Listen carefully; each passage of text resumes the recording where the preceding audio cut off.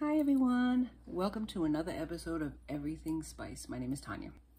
So today I am making something truly special.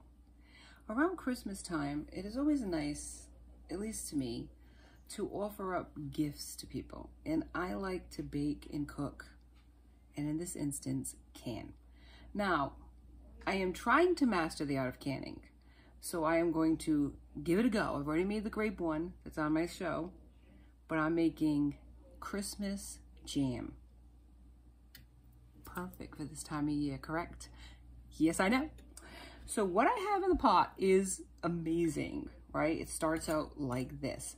I have two packages, I think they're like 15 or 16 ounces of frozen strawberries. And the package, you know, you get at the store this time of year, the fresh cranberries. That's it. I also have 4 pounds. Yes, I said 4, even though the recipe calls for 5. I have 4 pounds of sugar in here. Oh my goodness, it's like topped to the max. Come to the pot and look at this. Look at this mess. But this mess is gonna make the bestest jam that you ever had for Christmas. And you're gonna be able to give it as gifts away to people. And they're gonna love that because you took the time to make them something special. Our ancestors did that stuff and still people today. It's kind of a dying art, but we can bring it back, can't we? Just like bell bottoms, which should have been gone a long time ago, just saying. Or corduroy pants, remember those corduroy pants? Snap. Anyways, unlike those trends, this trend is soups cool. So not only do I have the strawberry and the cranberries, which makes the Christmas jam, I also have spice in here. Everything spice makes it nice, right? So I have a pinch or 2 of ginger. I have a teaspoon of ginger. I have a teaspoon of cinnamon, and a couple of fresh nutmeg grated. And this is all I have on low, very low and slow, right? And I'll show you the sugar that I have too, so you can see. I get this like this. So this is the sugar I have. It's 4 pounds of sugar. And it fills up the pan, but just because it's overflowing right now, this is all gonna cook down into this glossy, rich, beautiful Christmas jam, okay? So I also have, as this is working its magic, okay, on the side here. That's why you have to have it low, because sugar will burn, let's face it, if you don't mix it up. So you're gonna mix it in there, you gotta get in there and mix it so that the bottom of it doesn't burn, because there's no liquid in here. It's just sugar and the fruit. The fruit is gonna create the liquid and also the sugar is gonna create the liquid once it heats up. But it ain't there yet. It ain't there yet. So we gotta kind of move it around a little bit just to ensure that nothing burns, because there ain't nothing worse than a jam that smells. Gee, what's that burnt smell in the background? I have no idea. I'm not guilty, okay? So in here, what you have to do with canning is you have to sterilize the jars. So whatever size jars that you like, I got the smaller jars, and then I have one medium-sized jar. They're bell jars, but you can get any brand at the Walmart or whatever store you like to go to. Whatever store that actually has canning, or even online nowadays, because how many people actually can anymore? Not too many. That's why we're gonna revive it. We're gonna bring it back. From the ashes, the phoenix shall rise again, my friends. And this is what I'm trying to do. I'm trying to do it. We'll see what happens. All right, what I have here is a jar lifter. So it takes the jar so you don't burn your hands. I picked that up at the Walmart in this container. It goes into the jar and you put it in so that it doesn't mess up the lid of the jar, the opening of the jar, and so you can get it in clean. So I got that. It doesn't need to be sterilized. I have 2 to 3 packages of liquid pectin. And this is actually what's going to gel it. Make it that jammy consistency that we love so much when we spread it on our toast, versus liquid, which just spills everywhere and makes a whole mess. Not that I've ever done that. No, never done it. Yeah, I probably have. Whatever. Ever. We are turning a new leaf today. So this is boiling away. And once the jars get hot and this gets glossy and delicious and beautiful, I'm going to show you on the other side what it looks like. So join me. We're going to do canning today on everything spice. Part 2. Stick with me, friends. All right, hi everyone. I just wanted to show you what it started from and how it's already starting to thicken.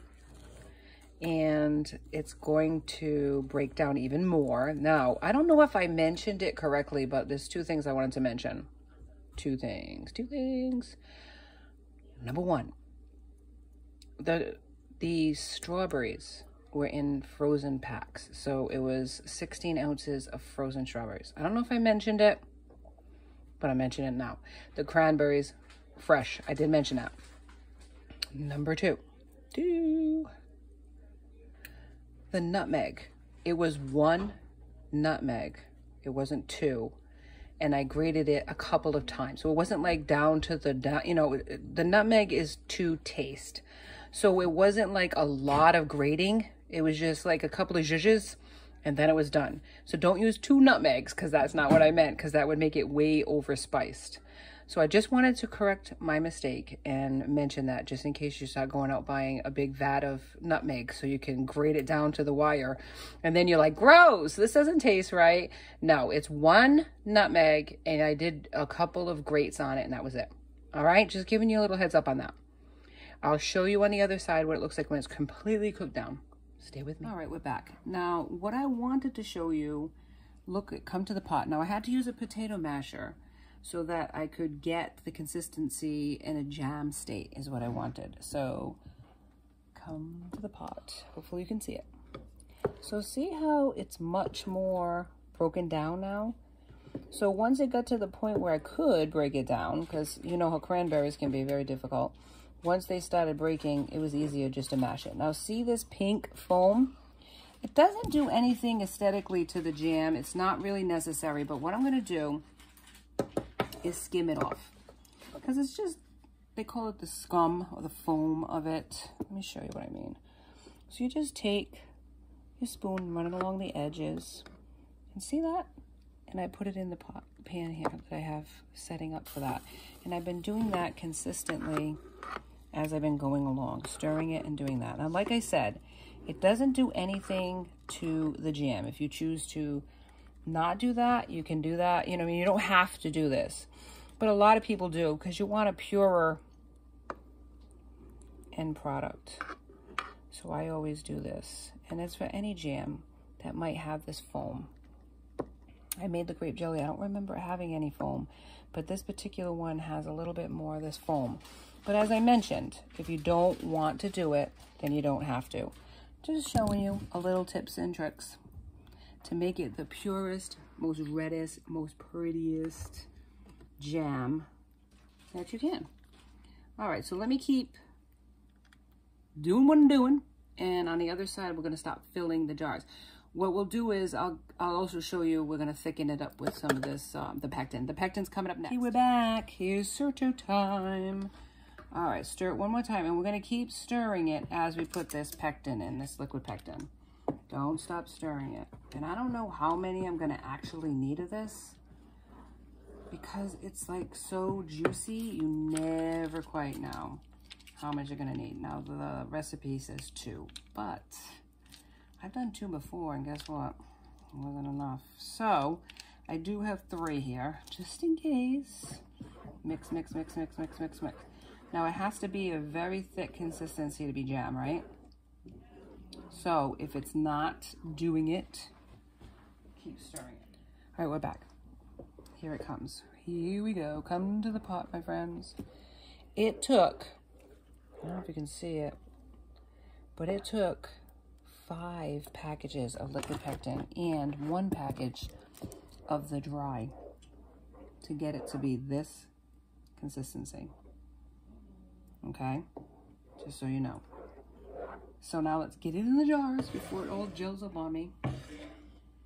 Perfection, perfection. All right, here we go. I got my jar, my sterile jar. Here we go. And let's do it. Trying not to make too much of a mess. That's why you get these. You gotta have a towel out, put it close. Fill it to the brim. Fill it to about 1 inch to the top.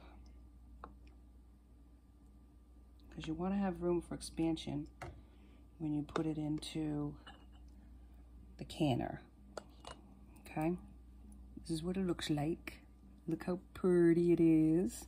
Looks so pretty. Clean up any mess that you have. And then we're going to put them in the canners and can it. And look how pretty that is. Tell me that's not a pretty Christmas jam. So what we do is we take one of our covers, making sure this is all cleaned with a clean kitchen towel, okay? Cover that up. Put on the lid, just like that, making sure it's even. Even Steven, as they say, right? And there we go, a pretty Christmas jam. Let's keep going. I'll see you on the other side when it's all done. All right, my friends, this is it. This is it. Come look at the jars. Through trials and tribulations, through error, basically, and coming back like the phoenix rising from the ashes, I finally made a jam that's worth sharing with others. Here is my Christmas jam. Look how beautiful, red, and gorgeous this is. Processed it for about 10 minutes in the water bath. And they'll be popping as the lids start. This one I didn't do. I set this up because you don't always have to use the water bath. You can set it up for 24 hours and give it as a gift. And this is going to be my Christmas gifts this year. And if you enjoyed this recipe and you enjoyed this episode as much as I enjoyed showing you it, please like, subscribe. Join me next time for Everything Spice. I hope you enjoy your Christmas season, your holiday season, everybody. Be safe.